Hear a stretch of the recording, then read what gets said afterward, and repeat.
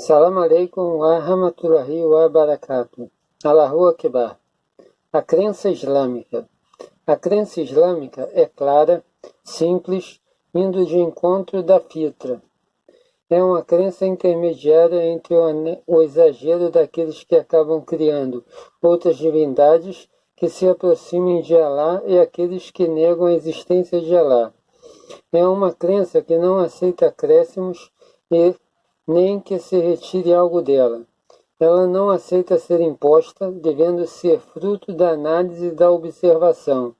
Daí Alá, em várias passagens do Alcorão, se dirige às pessoas dizendo: acaso não raciocinam? Acaso não meditam? A crença no Islã se resume em 6 pilares que se complementam, o que significa que aquele que nega um desses pilares não é muçulmano. O Tawhid, a unicidade de Alá. A crença no Tawhid é a coluna mestra da fé islâmica. Ela se divide em 3 partes. A primeira é o Tawhid ar-Rububiyya, unicidade do Criador, que significa acreditar que Alá criou, mantém e é o Senhor de tudo e de todos.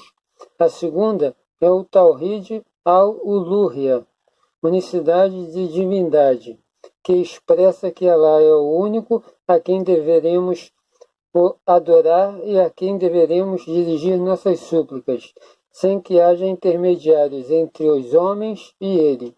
E a terceira é o Tawhid al-Asma wa Sufat, unicidade dos homens e atributos de Alá, que quer dizer que a Alá pertencem todos os nomes e atributos de perfeição.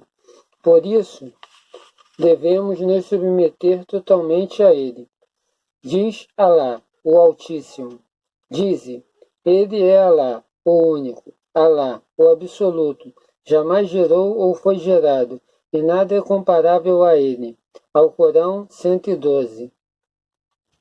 Esta crença representa a carta de alforria do homem em relação a toda sorte de humilhação, pois ele entende que a única superioridade que existe é a de Alá, e que, consequentemente, todas as criaturas são iguais, por isso ele não deixará de humilhar por ninguém e não baixará a cabeça para ninguém, exceto para o Criador.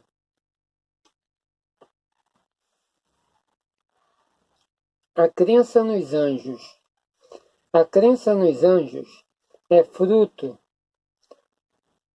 da crença em Alá. Os anjos não são criaturas que executam as ordens de Alá. São feitos de luz, possuem mãos, pés, asas. Eles não se cansam, não agridem, possuem poderes e podem assumir a forma humana. Eles nunca desobedecem a Alá e são criaturas extremamente virtuosas. Possuem várias ocupações e somente Alá sabe quantos existem. A crença nos livros. As mensagens divinas reveladas por Alá aos mensageiros estão contidas em livros. À medida que essas mensagens iam sendo esquecidas ou deturpadas, Alá enviava novas mensagens. Dentre estas, encontramos a Torá de Moisés, os Salmos de Davi e o Evangelho de Jesus.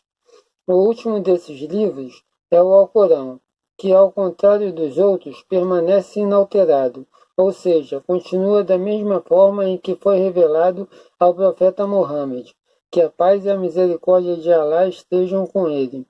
Veja o que o pesquisador Maurice Bucaille diz a esse respeito.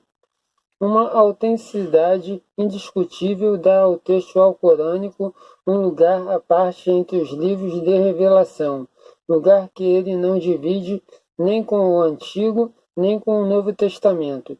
Somente Alá conhece o número exato de livros revelados. A crença nos mensageiros. Alá elegeu entre os humanos alguns a quem o anjo Gabriel deveria revelar as mensagens. Esses são os mensageiros. Somente Alá conhece o seu número, mas no Alcorão são mencionados 25, dentre eles Abraão, Moisés, Jesus e Muhammad. Que a paz e a misericórdia de Alá estejam com todos eles. Eles sentiam o que nós sentimos, ficavam doentes, não nos ficavam e morreram. Como nós também iremos morrer um dia. Enfim, eram de carne e osso. Nós devemos acreditar em todos eles e nas suas missões. Devemos testemunhar que cumpriram e transmitiram tudo corretamente. Eles eram pessoas de grande sabedoria. Diz Alá, o Altíssimo, dizei, cremos em Alá no que tem sido revelado, no que foi revelado a Abraão, a Ismael, a Isaque, a Jacó e as 12 tribos, no que foi concedido a Moisés e a Jesus, e no que foi dado aos profetas por seu Senhor. Não fazemos distinção alguma entre eles, porque somos para ele muçulmanos. A crença no dia do juízo final. Crer no dia do juízo final é crer que após a morte seremos ressuscitados, e todos os nossos atos serão julgados por aquele que nos criou. A justiça será feita, e quem tiver seguido o caminho revelado por Alá terá o paraíso como morada eterna, enquanto aquele que tiver preferido seguir os seus desejos e caprichos terá o inferno como morada eterna. Agora imaginemos o seguinte: suponhamos um feto no ventre materno. O único mundo que ele conhece é aquele apertado, escuro e cheio de água. Suponhamos ainda que ele possa ouvir e entender tudo o que a sua mãe fala. Ela lhe explica que ele se encontrará ali temporariamente e que, passando um tempo, ele sairá para um mundo enorme, cheio de luz, cores, animais e pessoas adultas e idosas. Ele não será capaz de imaginar o mundo fora do útero como descrito por sua mãe, visto essas imagens não fazerem parte de sua realidade. Mas isso não significa que ele não deva acreditar que esse mundo exista, pois a fonte dessa notícia é uma pessoa de total confiança de sua mãe. O mesmo acontece conosco.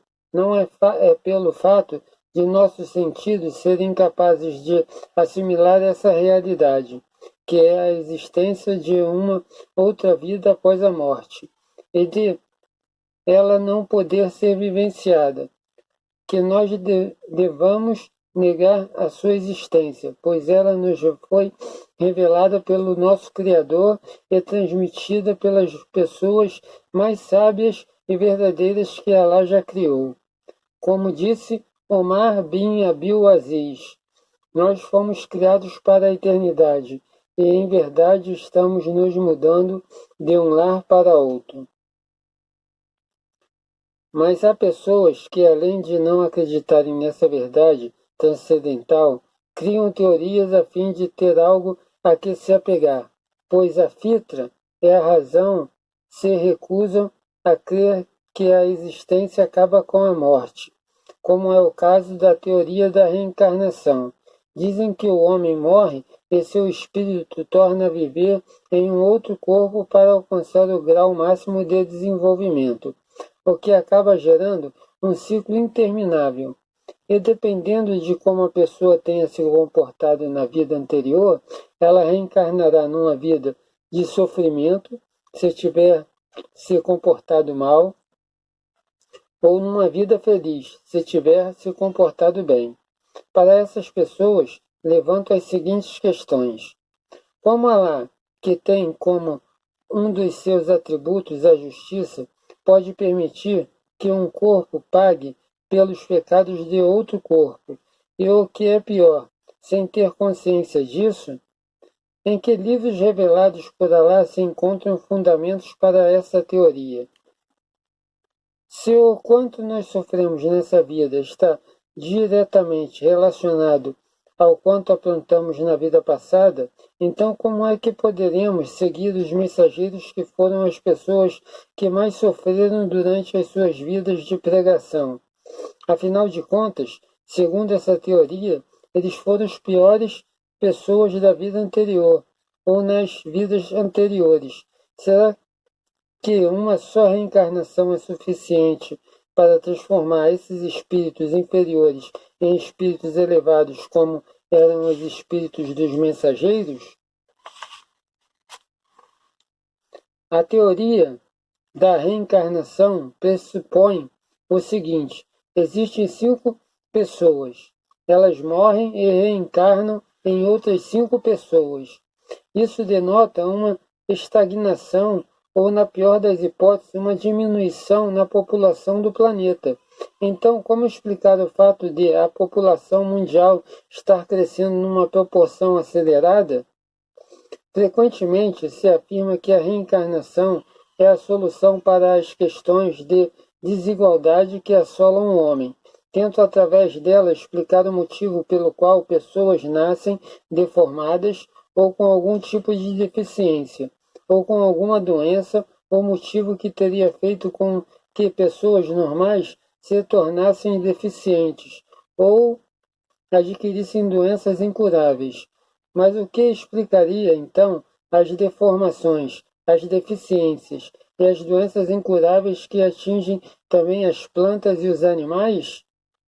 Por que as pessoas sempre dizem reencarnar pessoas nobres, ou personagens da história como Napoleão, Cleópatra, Júlio César, e nunca dizem reencarnar um mendigo leproso, escorraçado por todos? Aliás, vocês já repararam quantas pessoas no mundo dizem reencarnar em personagens ao mesmo tempo?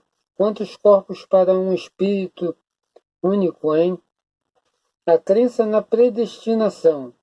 Crer na predestinação é aceitar com convicção que Allah é o Senhor de tudo e de todos, e que Ele colocou tudo no seu devido lugar, criando a felicidade e o sofrimento. O tempo da vida de cada ser humano está nas mãos de Allah. O homem possui o livre-arbítrio, ele tem o poder de escolha, porém este poder não sai do currículo permitido por Allah. O homem deve se esforçar ao máximo para conseguir o que deseja, de maneira lícita e clara. E para mudar uma situação e não se acomodar e culpar o destino por tudo, algumas pessoas dizem que o livre-arbítrio não combina com a crença do destino. Para elas, eu pergunto: foi você quem escolheu quando nascer, a que família pertencer e as suas características físicas e psicológicas? Certamente a resposta será um sonoro não. Acaso é você quem escolhe quando adoecer, quando se curar e quando morrer? Novamente a resposta será não. Viu? Olha só o destino tomando parte da sua vida. Quando você decide se casar, pode escolher a pessoa com a qual deseja dividir a sua vida. Ou quando você necessita de dinheiro, pode optar por trabalhar em vez de roubar. Ou quando você quer passar de ano na escola, pode escolher entre estudar ou colar. A resposta é sim. Olha o livre-arbítrio aí. Logo, a existência do destino não implica e não existência do livre-arbítrio. Não se esqueça de se inscrever no canal, de dar o seu like, que é muito importante, de compartilhar o vídeo com seus amigos e de ativar o sininho de notificações para receber mais vídeos, e de fazer um comentário. Salam aleikum.